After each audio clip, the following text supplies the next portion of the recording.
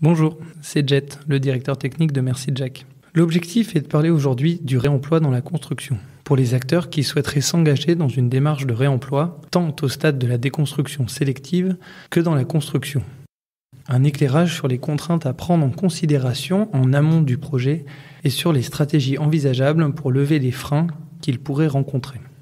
Ainsi, nous allons parler des solutions permettant, lors de démolition, de soustraire des matériaux et éléments de construction à la filière déchets en vue de leur réemploi.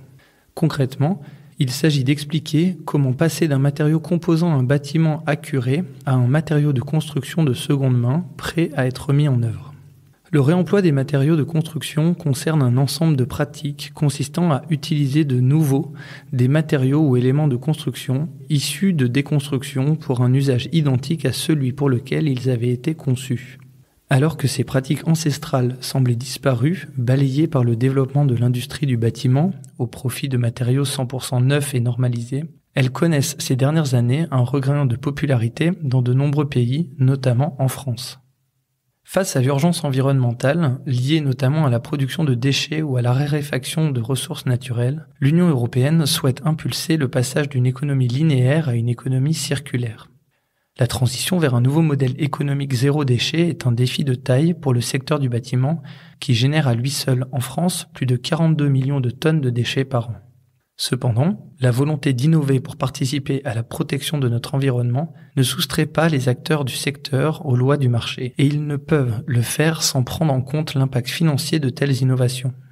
Or, à ce titre, le réemploi présente de nombreux atouts.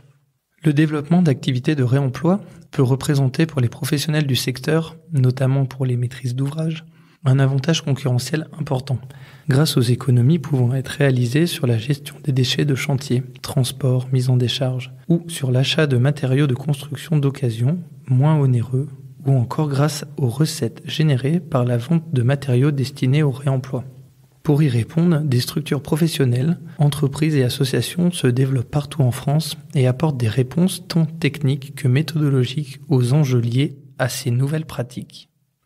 Pour favoriser le développement à grande échelle des pratiques de réemploi et assurer la pérennité de la filière en structuration, l'un des enjeux clés est celui de l'extraction des matériaux présentant un potentiel de réemploi dans les bâtiments voués à la démolition. Il s'agit de transformer ces matériaux et composants d'ouvrages, encore trop souvent destinés à la filière déchets, en une ressource pour construire, en les mettant à disposition des acteurs de la construction, maîtrise d'œuvre, maîtrise d'ouvrage et artisans. Les matériaux et éléments de construction issus de démontage sélectif peuvent ainsi devenir une ressource pour construire au même titre qu'une pierre extraite d'une carrière, qu'un arbre issu d'une exploitation forestière, ou que d'une fenêtre neuve commercialisée par un fabricant et distribuée par un fournisseur. Lorsque l'on aborde une construction en vue d'une opération de réemploi, la première nécessité est d'élaborer une connaissance précise des matériaux et éléments de construction qui la composent et d'estimer leur potentiel de réemploi. Ce diagnostic prend généralement la forme d'une base de données listant les éléments, matériaux, équipements et composants d'ouvrages et décrivant certaines de leurs caractéristiques telles que la nature et la caractéristique des matériaux, les quantités, l'état, la localisation, les éventuels risques sanitaires à étudier. Il comprend également des photographies des matériaux et de l'environnement dans lequel ils se trouvent. Par la suite, ce diagnostic affiné doit permettre de fournir à la maîtrise d'ouvrage et à la maîtrise d'œuvre un certain nombre d'informations complémentaires sur les éléments présentant un potentiel de réemploi pour l'organisation des phases de démontage sélectif. Les personnes susceptibles de réaliser un diagnostic ressources sont nombreuses. Sa réalisation nécessite en revanche une bonne connaissance du domaine de la construction, des matériaux, des méthodes constructives et du cadre légal de la construction. Une fois la mise en place d'une opération de réemploi validée, il s'agit de produire la documentation technique nécessaire à la mise à disposition des matériaux et éléments de construction en vue de leur mise en œuvre. Cette documentation prend la forme de fiches techniques décrivant chaque type de matériaux et éléments de construction et en détaillant les caractéristiques. Elle reprend pour partie les informations contenues dans le diagnostic ressources et les complète. Ces fiches doivent comporter un maximum d'informations qualitatives et quantitatives permettant de caractériser les matériaux en vue de leur future mise en œuvre.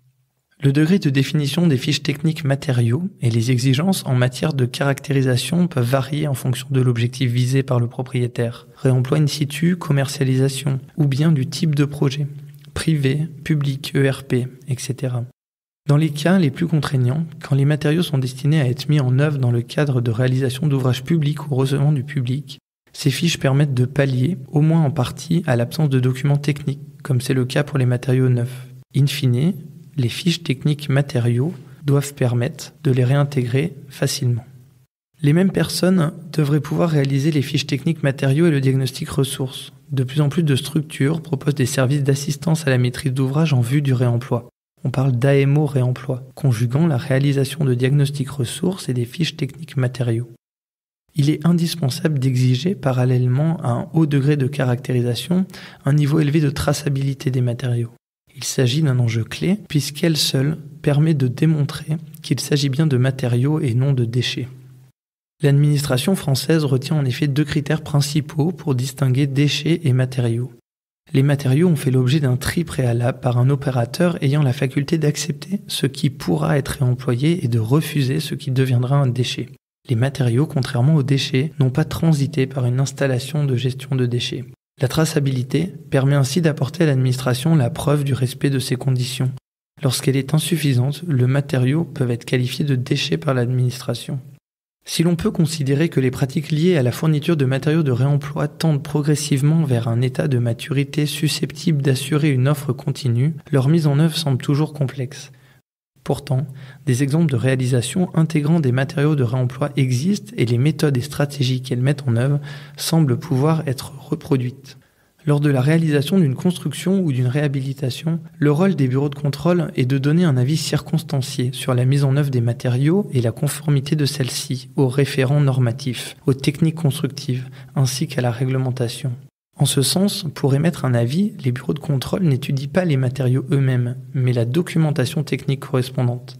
Lorsqu'il s'agit de matériaux neufs, ils s'appuient sur des référentiels constitués de divers documents et notamment sur la documentation technique mise à disposition par les fabricants. Cette documentation doit renseigner le bureau de contrôle sur les caractéristiques techniques des matériaux et in fine leur conformité aux normes et aux documents techniques unifiés, ce qu'on appelle les DTU. Dans le cas de la mise en œuvre de matériaux de réemploi, le bureau de contrôle ne peut donner d'avis en absence de documentation technique. D'où la nécessité de constituer des fiches techniques matériaux reconstituant au mieux ces informations afin de lui permettre d'étudier la pertinence de la mise en œuvre et le respect du cadre réglementaire normatif. Il s'agit donc d'informer au mieux le bureau de contrôle qui étudie la mise en œuvre finale des matériaux.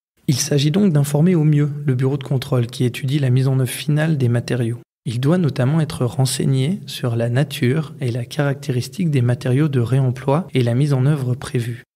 Par la suite, l'étude des plans d'exécution des entreprises lui permettra de donner un avis sur la conformité de la mise en œuvre au référentiel normatif et d'étudier les aléas techniques propres au projet, afin de pouvoir donner un avis circonstancié.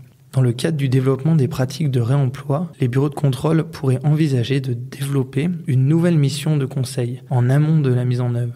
Ils pourraient accompagner la maîtrise d'ouvrage dans la définition des éléments nécessaires à l'obtention d'un avis technique et la constitution de documents adaptés comme des fiches techniques matériaux. Merci de votre écoute, je vous dis à bientôt pour parler d'autres sujets de notre quotidien.